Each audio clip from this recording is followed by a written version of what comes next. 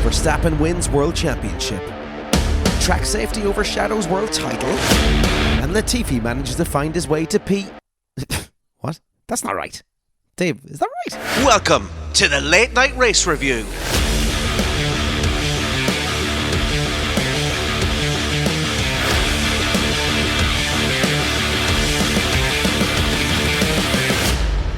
Welcome back, everyone, to the Late Night Race Review. I'm Dave Jericho, and I'm joined, as always, by Owen Scott and Isidro Gonzalez. Before we get stuck into the Japanese Grand Prix, though, I want to thank everyone for their continued support for the cast. And if you're new around here, hit that like, follow, or subscribe button.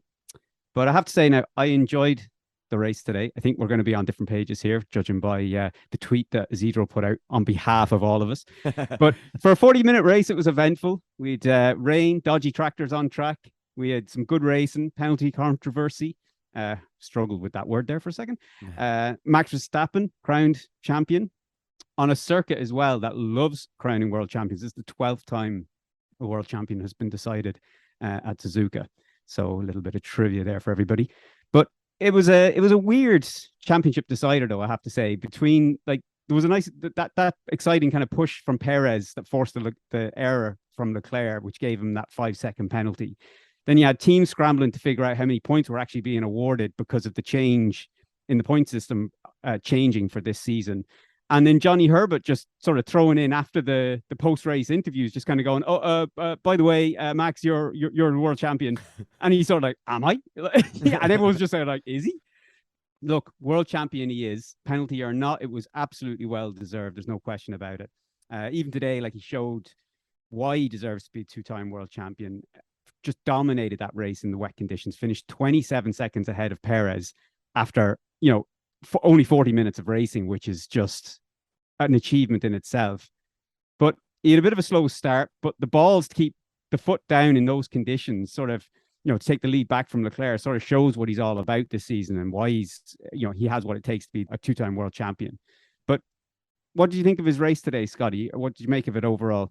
Oh, absolutely immense. I mean, that first corner alone off the start to push on the outside like that, have the balls to do that. It was exactly. Like, it was all or nothing. He was taking that corner, whether he was sliding off and hitting the wall, he was just going for it. And that sums up Max Verstappen over his career. Just absolute balls out going for it, and he was just absolutely immense. What a fantastic driver, and what a fantastic season he's had so far. He's been absolutely incredible, and like you say, just that sheer balls to keep that foot down, going around the outside. You just thought, is the rear just going to snap away from him there? You were waiting for it to happen, and it just never did. It just kept the grip. He's just unbelievable. It was the same I can't remember the race, and he was driving every time he was going for the overtakes. He was going to the wet side of the track. He was going off the racing line on those full wet tires, and was just getting grip that nobody else was able to get. He's definitely up there with probably one of the greatest sort of wet weather condition drivers that we've had in Formula One, I would say. But I mean, his teammate, though, had a big hand in deciding his world title today. I mean, he kept the pressure on Leclerc. Like I said, given that 5-second penalty for leaving the track, gaining a lasting advantage, which I have to say, I think was a bit harsh. But what do you make of the World Championships, Isidro, being decided like it was today? Just feels like Max dominating the season deserved a little bit more from the finale. Yeah, he didn't. He's champion, but this race was not the right time, or didn't have the right conditions, or it didn't show how much he deserved the race. The confusion that happened all over the race, or even after the race, no one was really sure how many points, or was he champion or not. He's going to be champion. If it was not today, it would be the following race or the other after. So sooner or later it would happen. It's a shame that it happened in this mess that was this race today and the confusion. But overall, yeah, everyone knew that he was about to be champion. If it not, it was to be last weekend, but it was sooner or later meant to happen. Yeah, like you say, everybody knew he was going to win it, and it is a bit of a shame, especially sort of the fireworks we had last season on what decided the World Championship. I mean, this season, it just felt like someone took the world championship and dropped it down a flight of stairs. It just had that kind of ba-dum, ba-dum, ba-dum. You know, it just was like, oh, okay, I'm at the bottom of the stairs now, thanks. Like, it just didn't have the same wow factor. And I'd say the guys in Drive to Survive are scratching their heads now how they're going to make this one look look exciting for next season. Yeah. But I don't know, actually, as well, on that, just speaking of sort of disasters and stuff like that from today, the cringeworthy moment, did anyone see the sort of the secret cool down room that Max Verstappen got ushered into with the red velvet chair and the white fur throw? It was Yeah, it was like you very went to- weird. it was like it was taken from Scarface or something like that. You're like, what are they doing? Like, Who even requested that? I don't know, but they had it set up ready to go. Someone thought it was a great idea that they, let's have this at every single track just in case Verstappen wins. But anyway, I saw Adrian Newey being interviewed, and I have to say, like, him and his team have put together such an incredible car this season. Other than the issues they had in Bahrain and Australia, which sort of got off the season to a rocky start, like, this car is just dominated. And with Max behind the wheel, I think it's just purely unstoppable this season. I'm kind of thinking, surely these guys now are going to go on, to wrap up the constructors title. Well, actually, no, they're going to go up to, I would say they're going to go and wrap up this constructors title now, comfortably, Scotty. What do you think? I mean, it'd be their first constructors title in 8 years, which I couldn't believe it when I heard Christian Horner mention it. Yeah, it's actually crazy when you look at how dominant they've been, that it's their first in a while. But yeah, no, I don't see any other result now. They're comfortably ahead. They're in 619 points to Ferrari's 454. So, and the way that Checo is starting to come into his own a little bit in the last few races, I really think they have this down. And I think Perez will take number 2 in the drivers' title as well. I think they've got it sewn up all around by the looks of it. Yeah, I'd agree with that as well. And yeah, Perez really is coming into form. Well, not coming into form. He's been a phenomenal wingman for Max, not just this season but last season as well. So I think we said this at the start of the season, where we were saying that the constructors was going to be decided by the number 2 drivers, and I think we can clearly see. And I know Ferrari are have their troubles elsewhere, but just I don't think Sainz has had that consistency this season that Perez has had, to allow the team to kind of compete with Red Bull in the constructors. But I mean, surely, I mean, it's sort of great timing though for Honda, Isidro. I mean, they announced that they're sort of extending and strengthening their partnership between themselves and Red Bull. So, I mean, it couldn't come at a better time, especially for the race weekend. I mean, there was just Honda sponsorship everywhere. Honda up there collecting the trophy on behalf of Red Bull. I mean, just absolutely, they couldn't have timed it better. Are we looking at a team now between between Red Bull and Honda? Are we looking at a team now, sort of an era dominating team here until the end, or till the 2026 regulation change, maybe? Yeah, I would say so. This is the right time to announce the strength on the partnership. It's been working great for Red Bull and so far, and I imagined next year it will be the same. If Mercedes did something, learn a few things in the past few races, if can match Red Bull next year, we'll see. But Red Bull is definitely, it was very strong this year, and I imagine it will be stronger next year. So we'll see how that goes. Yeah, they have a lot to build on for next season. And I think even Ferrari, even though they had a good car this year, like, they had their own sort of internal issues and stuff like that, which we won't jump back into again. But I think they will have a strong car. Ferrari will have a strong car next year. But I think you're right. I think Mercedes are probably more likely, if they can get their car right, whether that's changing their sort of the philosophy that they've approached it with this season or not. If they can get that right for next season, I think between having a strong race car, having a strong sort of racetrack team, a race side team, making good strategy calls and stuff like that, I think they're probably the likely contenders next season to Red Bull, whereas Ferrari could have an equally competitive car, but I think maybe they'll let themselves down sort of with on-track decisions. What do you think, Scotty? Just a point on Ferrari.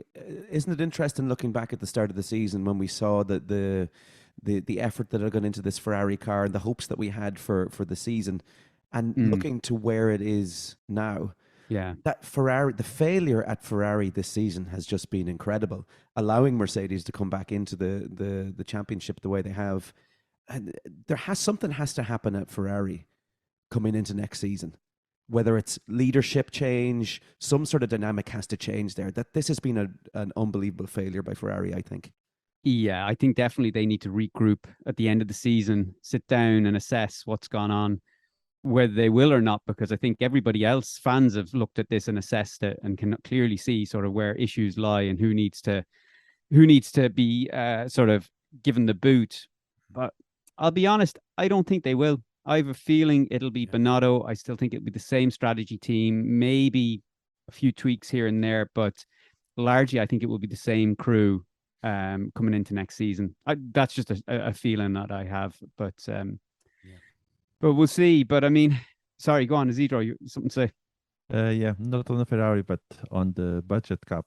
I wonder if the announcement on Monday will reflect how the teams will behave next year, especially Red Bull. It's the one that has been more, let's say, people complaining, and by people I mean Binotto and Toto.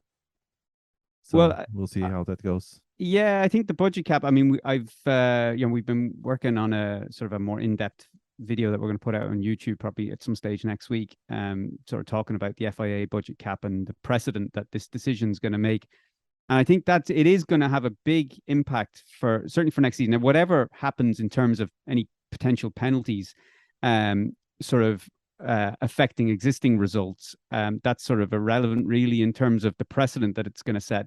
Because if they turn around, and I don't want to get too much in detail because, like I said, we are going to release a video on this. Yeah. But if they do turn around, and because we're expecting sort of just minor breaches.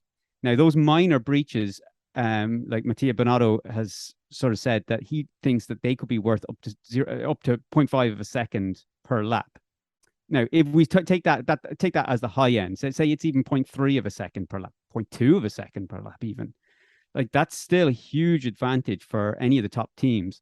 So I think if the penalty for a minor breach, when a minor breach allows for a 0.2 second advantage, if that penalty doesn't outstrip the gains that they've made, you could end up seeing sort of a tactical exploitation of the budget cap by teams realizing that we can exceed the budget cap within a minor breach window, gain our 0.2 seconds.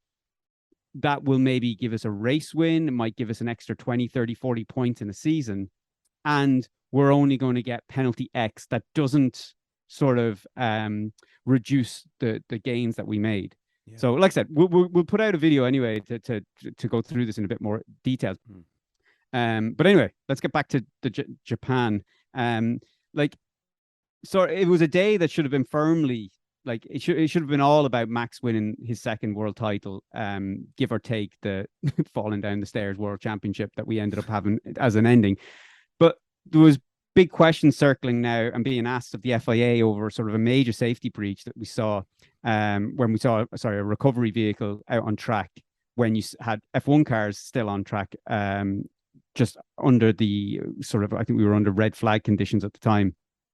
And most of them had passed the recovery vehicle at slow enough speeds, but it was Gasly who was trying to catch the back of the pack, who was going. Now, I don't actually have the speed he was going at the moment, but he was going at a fair lick. He was going pretty much close to flat out to catch up on the back of the pack after he'd just come out of the pits repairing the damage from the sort of the lap one incident. And I mean, Gasly mentioned in an interview, he says here, I quote him here from an interview, he says, "I passed 2 meters from that crane, and if I was 2 meters to the left, I would have been dead." So the FIA they're launching a full investigation into the events that took place. I mean, that goes without saying that was going to happen. But I mean, it's hard to believe though, Scotty, that on the same track and the same conditions that contributed to Bianchi's accident in 2014, which ultimately led to his death, we could have negligence of this level still to this day. It's unbelievable that it was sitting on the track and that the cars weren't in the pits when it went out in the first place. But I mean, there is it was to allow the race to flow a little bit better is the explanation, really, isn't it? That they bring them down to a certain speed, but it was the fact that he was trying to catch the back of the pack. No. We're talking about the fact that there was the recovery vehicle on track. Yeah, Sure. yeah, but the speed that they have to travel within while, say, the safety car is on track is to. Oh, sorry, I know where you're going with this. Sorry. Go on. Is to allow for things to be on the track and for you to avoid them and to have enough time to avoid them. Basically, is that right? Sorry, yeah. So yeah, I know where you're going with this. So yes, okay, yes, there is the red flag. There's the safety car. I mean, there wasn't a safety car in this instance, though. It was a red flag. We were talking about the red flag that the race was double yellow, so you had to slow down anyway. Yeah. So yes, there is incidences obviously in the past where you've had safety vehicles out on track in dry conditions, and there's double yellow flags or a safety car to sort of bring those vehicles around, or bring the F1 cars around to allow a recovery vehicle on track or off track. So yeah, that has happened, even though I've complained about that in previous podcasts, but that has happened. The argument, though, or not the argument, what has to be investigated on in this instance, though, is that it is wet conditions, and under no circumstances in the regulations in the sort of the safety rules, under no circumstances should a safety vehicle be on track when there's cars on track under those conditions. Because, and very clearly, obviously, like I said, because of what happened to Bianchi. Now, I know with Jules Bianchi, it was slightly different, that rule didn't exist in the safety procedures, that it was still acceptable for a safety vehicle to be on track recovering a vehicle while the cars were going around. And in Jules Bianchi's case, he actually crashed under the safety car as well. He slid off under the safety car. But in this instance, it should not have been there at all. Sorry, go on, yeah. Can I just ask the question, what was there communication back and forth between AlphaTauri and Gasly to say, this is coming up, please slow down, watch out what's going on?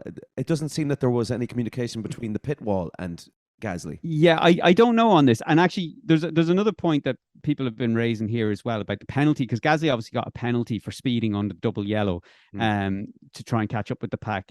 And I think he got a 20-second post-race penalty, I think, and 2 points on his license, I think, something to that effect. Right. And a lot of people are kind of complaining, okay, there is the issue with what happened with the safety breach and the vehicle being on track in wet conditions. That is an issue, and that has to be investigated.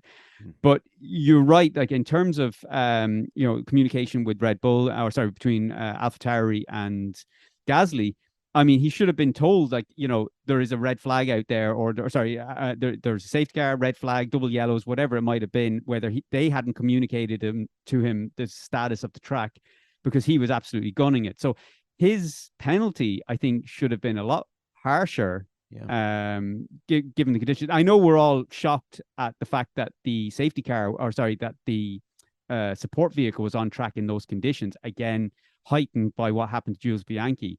So, but taking that aside, he's just gone flat out under double yellows on a red flag track. There could have been marshals out there. Forget it. Say there wasn't a recovery vehicle there. There could have been marshals on track, which a double yellow allows for, and he's going flat out. So there's a couple of sides to the argument here, but I do think there is a big issue there that the FIA have to investigate. And looking at this incident, Isidro, do you think this was a mistake do you think this was an individual's mistake on the track side, or do you think it was a failure from the FIA in educating the marshals on track with the correct protocol that should have been deployed? I think it was more a miscommunication to the marshals. They from the FIA to the marshals, or from sort of a whatever you would call them, a sort of a lead marshal to sort of someone below. I imagine to be more for the lead marshal to the other marshals on the race rather than FIA. I imagine that they saw all the cars were gone and thought, well, everyone is in the pits, let's go, and they forgot about Gasly. But that, even if the vehicle was not on track, they should definitely be more visible, even if they are on the track, because from the video that we've seen, Gasly passing by we can barely see there's a tractor there. He's almost invisible Exactly. with the showers and the rain and everything. So he definitely should have a lot of lights going on. But he shouldn't. But whatever about lights going on, he shouldn't have been there in the first place. Yeah, it I shouldn't mean, have been there. But if like it's going to be there, even if the race is out, it should be visible for everyone, even the marshals themselves. Yeah, agreed. Yeah, there should be better visibility, I think, for any of the safety crew and stuff like that that's out on track. I would rather not blame Gasly for going for speed over the limit on the track itself. It was more, if it was visible, it was a different story. No, I think there's blame on both sides, 100% for different reasons. There's blame on the FIA side and the marshal side for allowing the breach in the safety protocols of allowing a vehicle on track in wet conditions. That's I think that's a given, and I do think there is a blame to be put on, not blame for the safety vehicle, or sorry, blame for the recovery vehicle or anything like that, but there is blame on Gasly's side in terms of speeding under the double yellow. Now, he could have come back out on track not knowing the conditions of the track, meaning that he didn't know whether there was a red flag, safety car, double yellows, or whatever. And then approaching the recovery vehicle, can't stop calling it a safety car. The recovery vehicle, when approaching the recovery vehicle, he may not have seen the yellow flags with the conditions that were there. I mean, we saw from the onboard how difficult it was to see the recovery vehicle. He may not have seen the double yellows. He may not have known the condition of the track. So I think it was up to maybe the team to inform him of that, if that was the case. But either way, if he did know, I mean, going at that pace through double yellows, if he did know and he only got a 20-second time penalty, I think that's not a penalty that's in keeping with the sort of the offense. What were you gonna say, Scotty? Yeah, I think there's several. It's not a case of there is one person to blame for this thing happening. There's several things to assess here. That vehicle shouldn't have been there, and it's not like from AlphaTauri's side that these cars are. There's not like cameras, a gap in the cameras, and you don't see the car from when it goes from turn 1 to turn 3 or something like that, and there's no communication. They are monitored the whole way around the track. There's a camera on the car. You can clearly see and communicate with that car all the way around. So AlphaTauri are at fault for not communicating to Gasly. Gasly's at fault for speeding, and there is blame to be put at the FIA's feet for having that vehicle out there. There were several things wrong here. Yeah, that's a good point. Yeah, it is a good point. AlphaTauri would have seen the data coming back at the speed that he was going at on a track that they knew was under red flag conditions and excuse me, and with a double yellow. So yeah, they could have and should have relayed to him. I suppose that's what we're saying. Like, you know, so yeah, I think there is a couple of people at fault here. So yeah, Zidro. Maybe AlphaTauri was not concerned about the penalties since it's not their driver anymore. Yeah, the next few races, so that's Alpine's problem. Yeah, that's someone else's issue. He can bring those penalty points with him. The conspiracy theory central here. Yeah. That's hardcore conspiracy stuff. That is now. Jesus, you won't get into the club with that. All right, well let's wrap it up now. We'll finish up though, just to sort of to put a summary on that. Like it was definitely a couple of different incidences that happened, but that safety vehicle, recovery vehicle, shouldn't have been on that track. And I think the FIA should investigate this. They will investigate it. I think there'll probably won't be much comes from it other than sort of like Zidro said, maybe a miscommunication with a marshal that led to them going out on track. I don't think the FIA are going to come out and say that there's any issue with their procedures. You know, they're going to say that our procedures clearly state this is what should have been done and it wasn't followed. So they're not going to take any blame for it. I think they'll just come down to an on-track marshal issue. But anyway, look, let's wrap that one up. We could waffle on all day on that one. But there was still some good racing to be had, though, on the track. There was some good battles up and down. I mean, you had Perez on Leclerc. That was good. You had Ocon's defense against Hamilton. You had all the overtakes from Russell coming from after his disastrous sort of double stack early pit stop. You had Vettel crossing the line with Alonso to take sixth place, and I think he was like within 1/100th of a second after him spinning on lap 1, going down to the back of the pack. And of course, we had the legend himself, Latifi, getting a P9. And as the lad said here, sticking it to Nick de Vries. If you can get points, I can get points. So who's winning drive of the day here? I mean, we have to exclude the freak of nature, Max Verstappen, because we know he was going to put everybody to the sword today for driver of the day. It was a dominating performance. But out of the rest of the grid, for me, I have to say, I think I'm going to go with the defensive drive from Ocon for my sort of driver of the day. I mean, he was defending from Hamilton for the vast majority of that race. I don't think now Hamilton had the straight line speed to take Alpine to take that Alpine anyway. But on the corners, I mean, we saw how Russell was able to overtake on the corners on good tires. So I just think on the corners, Ocon was positioning his car absolutely perfectly, and just really making a headache for Hamilton. And look, whether Hamilton had enough tires left over to attack or not, I don't think that takes away from what Ocon did today for me anyway. So that's my driver of the day, my moment of the day, I guess. What about yourself, Scotty? Who would you give the battle or driver of the day to?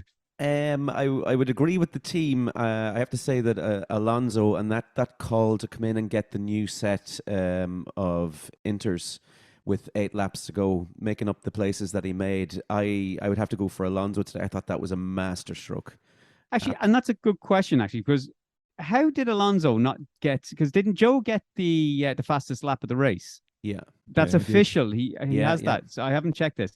So I'm just curious how Alonso didn't manage to put in the fastest lap when he went out on, when he got out there, because he was putting in a hell of a lap time when he was catching up to was it Russell? I think he was catching up to when he just came out first, and I think he was 5, 6, 7 seconds or something like that behind Russell, and he was catching him at like a rapid rate. So I'm just wondering how Alonso didn't end up with the fastest lap there.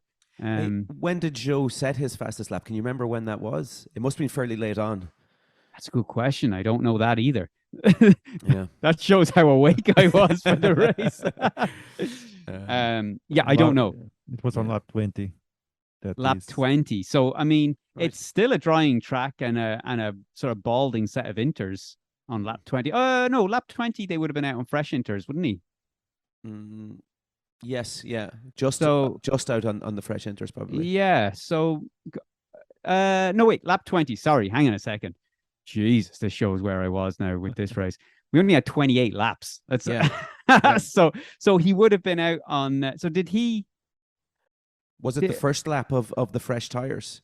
Maybe we should stop embarrassing ourselves and talking about it. It's clear the three of us don't know. Actually, and Isidro, go on. You've got the facts here. The fastest lap on lap 20, and this fastest lap was 1:44.411, and Alonso did the 1:44.4112 on lap 25. Okay. So it's just minimal difference, but it gave Joe the fastest lap. All right. So what we're saying is none of us knew what was going on in this race, and we've just embarrassed ourselves for nothing because Joe did get the fastest lap. Yeah. All right. Well, let's swiftly moving on. Isidro, who are you giving your driver of the day to? Ocon. I have agree with you. The battle between Ocon and Hamilton beats all the other battles across. The way that Ocon was able to defend against Hamilton. I mean, Hamilton is a 7-time winner. He knows all the tracks. He knows how to race. Yeah. He has a better car than the Alpine, but still Ocon was able to defend from all the attacks. Until the end of the race. Great. Yeah. It was great to see the Ocon able to defend and get the P4. He well deserved the P4 today. Yeah, no, 100%. I agree with that. Definitely agree. Scotty, you are not on the same page. No, you are the weakest link. Goodbye. But look, I have to get my weekly defense of Mick Schumacher in. I know everyone's going, the fanboy is back again. The leader of the race, Mick Schumacher. That's what you mean. Which? The leader of the race. The leader of the race, Mick Schumacher. Yeah, I think he got absolutely shafted by his team today. I mean, he was.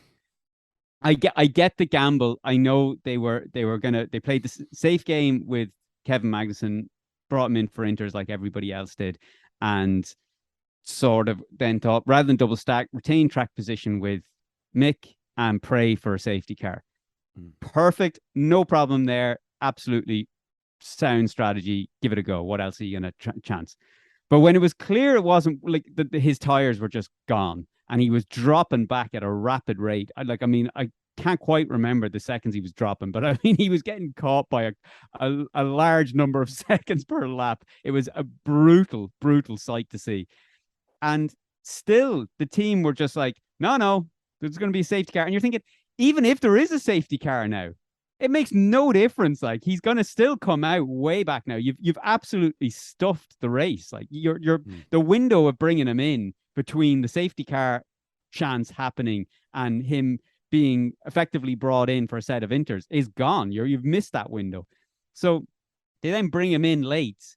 He ends up at the back. I think he gained a few places, but largely he got absolutely screwed by his team there, I think, on that decision on when to bring him in. But I mean, look, I know he hasn't been blame free in the performances and the results this season. I know he had the incident there in free practice one, I think it was. I think at the end of he'd done the practice starts off the grid and then crashed the car going into the pits. So I know he's not without his mistakes, but I think like Haas and Gunther Steiner especially are sort of bang out of order with the public criticism that they continuously give to Schumacher, given that he's not that far behind Kevin Magnussen. I mean, in recent races, he's been finishing ahead of Kevin Magnussen. There was probably a chance he would have finished ahead of Kevin Magnussen today had the team not absolutely stuffed him. So yeah, look, that's my defense this week. I absolutely can't stand the way they publicly criticize him every week. But I don't know. Does anyone have any point on Mick Schumacher? Do you agree with me or Zidro?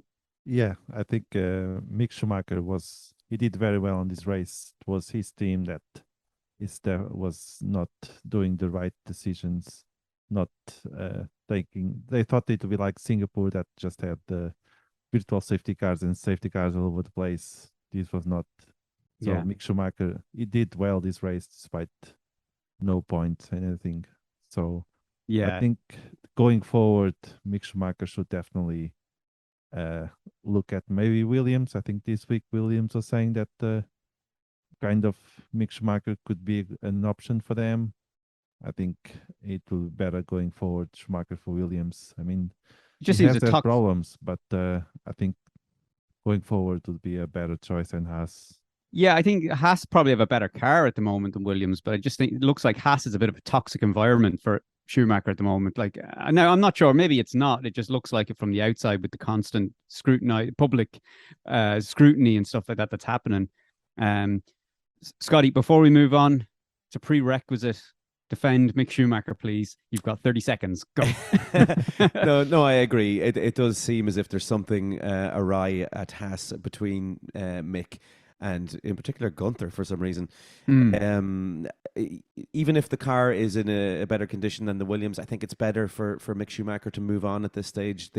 It was a gamble, and they are more than happy to take the gamble with Mick Schumacher, not Magnussen, by the looks of things. Yeah. Which is very interesting. If the gamble had paid off, however, we would have and could have been looking at a possible podium for Schumacher, which would have been amazing. Oh, pants down celebrations. Yeah, which again forces Haas into a situation where they've got a driver who's on the podium that they are not particularly backing at the moment. So, exactly. I think it's time for Mick to get out while the getting's good on this one. Can you imagine actually? Yeah, Mick getting the podium. A second place or something like that. Yeah. And then Haas have to turn around saying, yeah, we're not renewing his contract. Yeah. That's an awkward conversation. Yeah. But all right. Well, look, that wraps up Japan for us. And now to our predictions game, everybody. Oh, Jesus. We know what's coming. Yeah. All right. Well, let me start with reading out mine for this week. I went with Verstappen P1. Yeah. Oh, look at this one. Leclerc P2, which should have actually happened, but it didn't. So close. Hamilton P3, which again, I did think there was a possibility. I thought had he gotten past Ocon, maybe there was a chance, but anyway, didn't happen. Goose egg. Let me read out my predictions for Japan. And let me read this slow so I can enjoy every second. I picked Verstappen number 1, which happened, so I'll take a point for that. Thank you.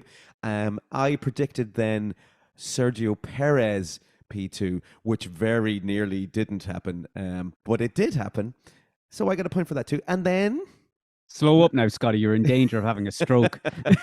Not only did I pick Perez P2, I picked Leclerc P3. So I foresaw the 5-second penalty. I knew it was coming, and I am Mystic Meg. There we go. You are a jammy sod. Dick mode initiated. Yeah. All right, Isidro. Oh, What was what do you have in reserve here to battle Scotty? nothing. I had Max Verstappen first, Charles Leclerc second, and George Russell third. So Amateurs. nothing. Oh, Amateurs. it doesn't get any better for me. Oh, sorry, just seeing you. All right, anyway. Yeah. My flop was Perez. Did not happen. 0. Let Scotty. me read this nice and slow. You want me to dust off your podium before you hop up on? My flop today was a Carlos Sainz DNF. Beautiful. Man, when I get it right, I get it really right. But it only happens once or twice a season. That is absolutely ridiculous. Isidro. Oh, I had both Aston Martins outside top 10. Oh. It was a ballsy move. It was Max on the outside in wet conditions, but it didn't happen. You lost the rears and you you crashed into the barrier. Yeah. I went for my surprise, I went with Ricardo inside the top 10, and I thought I had it, and then he finished P11. Yeah. You were the only one surprised. Yeah. This is the only one that I didn't get right this week. I said Albon top 10. I'm very surprised that this didn't come true because I'm a genius, but this didn't happen. So there you go. I mean, to be fair, if Latifi managed to get P9, had Albon not had his engine issues, he possibly could have been in top 10. He could have won the race by that measure. Yeah. And you would have just had a fucking clean slate. Imagine. Unbelievable. All right, Isidro. I mean, we know what's coming here, so let's just... Yeah, my surprise was Yuki Tsunoda in top 10. He disgraced his family. Not getting any points in Japan. Seppuku! You must commit Harry Carey. All right. 0.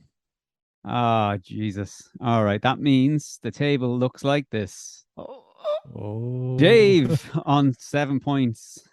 Owen Scott now tied at the top with 7 points. Goal difference. And Isidro, fucking goal difference if it comes down to that now. And then Isidro in third on, technically you're in second, Isidro, on 6. Oh, Jesus. All right. It's looking good. Let's look forward to the Circuit of the Americas, the United States Grand Prix. All right, I'm going absolutely mad on this one. Well, not for my P1, but maybe for the rest. So I'm going Verstappen, obviously, to win the race. And then for P2, because he loves this track, he loves America, is Mr. Lewis Hamilton, the poster boy for Formula One in America. I'm predicting good things, and I'm going to go with... Now, this is where I'm not sure on my P3 here. Let me just put a little caveat in here. Because who I've gone for... I've gone for Perez here, P3. But that's sort of now I have to say, well, that means that Leclerc and Sainz are going to be 4th and 5th or not finish or something, which I'll be honest, I don't see that happening either. So I'm not 100% sure on my P3. It could be any one of those 3. So I just sort of had to flip a coin and just pick someone randomly. So Perez it is. At this stage, you kind of have to take a punt on something in order to kind of stand out. Apparently, Scotty. Yeah. I have fairly similar ideas to you, to be honest, just in a slightly different order. I went with Verstappen 1, Perez 2, and Hamilton 3. Like you said, this is Mr. America is going to take third, I think, in this one. It's his jam. Yeah, absolutely. Isidro. I'm going with Max Verstappen first. And the Aston Martins. and George Russell third. Sorry, I spoke over you there. What did you say? Verstappen first. Verstappen P2. first, Leclerc second, Leclerc. and Russell third. Russell. So we all have a Mercedes car in there. Yeah. I was a little bit more trigger happy than you guys, playing it safe there in your P3. But we'll see. Yeah. All right. My flop. I'm not sure whether you're going to give this to me, but I'm going to go with both McLarens outside top 10. Now, considering Lando Norris is Mr. P7, I thought maybe I would get, and he finished P10 today, so it's not like he's ever consistently outside the top 10. So I was wondering. I can give you that. Yeah, I think that's okay. Both as well in the same race is rare enough. So, yeah, I think that's okay. Okay, both McLarens out T10. Jesus Christ, that's gone over I really need to extend this Excel sheet. That was a long sentence. All right, Scotty, who's your flop? I'm not sure if you're going to give me this one either, to be honest, but the fact that it's a DNF, I might get it. So Vettel DNF, he was in the top 10 today. Here. Is that a tricky one? It's a DNF now. It's not a finishing outside the top 10. The car is not going to finish the race. However, it is an Aston Martin, so I can see. Now, I'll let Isidro have the final judgment on this, but my personal choice would be on this, that I think he needs to call whether it's going to be a driver error or a mechanical issue. Okay. I know what I'm going for there. Pick one. Yeah, okay. Well, I'm going to go for... it's going to be the car that's going to break down. It's okay. Mechanical. That's easy. I don't know. All right. Okay. All right. Isidro, who you got on your flop? Carlos Sainz. Yeah. Again, two weeks in a row. Yeah. Big odds on that. He's not happy anymore. So a crash doesn't really matter exactly. A DNF we will do on him. Yeah. Jesus. Okay. My surprise. I'm going to go with Albon top 10. I